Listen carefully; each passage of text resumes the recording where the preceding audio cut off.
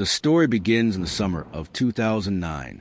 Jessica Taylor, 22, the class valedictorian, the responsible one, the glue that kept her friends together. Her dream? To become a journalist and expose corruption. Then there was Marcus, her best friend since freshman year, a business major with a laugh that could light up any room.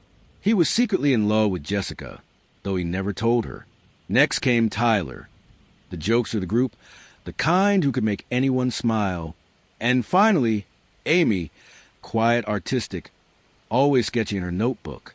The four of them had planned a final getaway, a road trip from California to the Grand Canyon. But somewhere between Nevada and Arizona, they vanished. Their last text was sent at 8:14 p.m., stopping for gas. See you in the morning.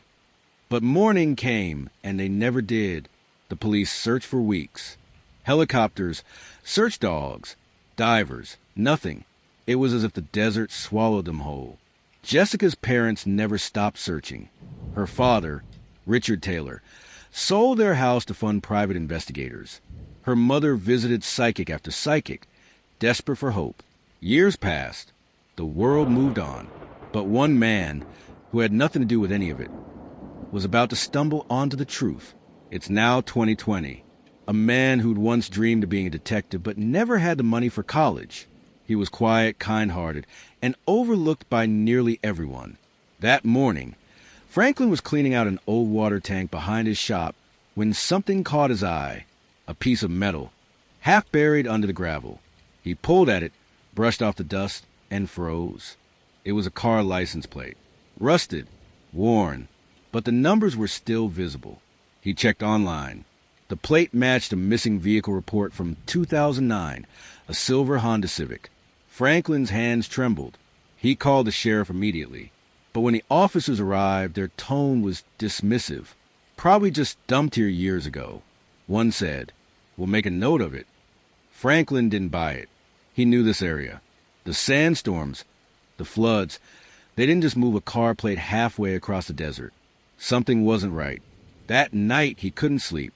He went back to the site with a flashlight and started digging. A few feet down, he hit metal. When he wiped the dirt away, his stomach dropped.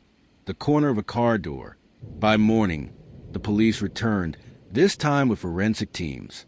As they unearthed the car, the entire town gathered behind the yellow tape. Inside, they found the remains of two passengers, later identified as Marcus and Amy. Jessica and Tyler were nowhere to be found. But on the passenger seat lay something that changed everything. A tape recorder. Franklin stood silently as investigators played it back. Static. Then Jessica's voice. "If someone finds this, please tell my parents I love them. We didn't crash. Someone's chasing us." Everyone froze. They said we shouldn't have stopped. Said we saw something we weren't supposed to. Please, whoever you are. The tape cut off. The sheriff immediately shut down the site, ordering Franklin to stay out of it. But Franklin noticed something. The police seemed nervous, almost like they already knew what was there. That's when he realized. The truth had been buried, not by time, but by people. Part 4, the power shift. Franklin began investigating on his own. He dug through old local records, police files, and newspaper clippings. And one thing kept appearing, the name Sheriff Dalton.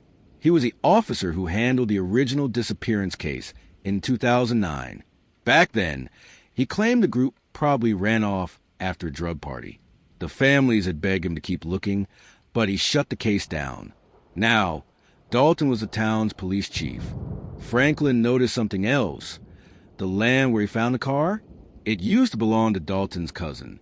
Piece by piece, Franklin began connecting the dots, and what he found next sent chills down his spine. An old map of the county showed restricted zones, private property owned by a local trucking company. Guess who owned that company? Dalton's cousin. Franklin compared that with the last known GPS signal from Jessica's phone, which had pinged from a truck stop in the same area. The friends had seen something illegal, and for that, they were silenced. Franklin knew he was stepping into dangerous territory. He started receiving phone calls from block numbers. Someone even broke into his car and left a note on his seat. "Stop digging. But he didn't. He uploaded the tape to the internet. It went viral overnight. National reporters descended on the small town. Chief Dalton was forced to resign, pending investigation. And just as Franklin thought it was over, he received a letter in the mail. No return address. Inside was a single photograph. Jessica Taylor, older, alive, standing in front of a motel, holding today's newspaper.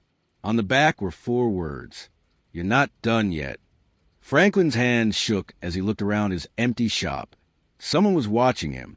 Someone who didn't want the full story out. And deep down, he knew this wasn't the end. Justice doesn't always come from power. Sometimes it comes from persistence. From people like Franklin, the ones everyone overlooks. Because truth can be buried for years, but it never stays hidden forever. And as Franklin stared at that photo of Jessica, one thought haunted him. If she was alive, then who was buried in that car,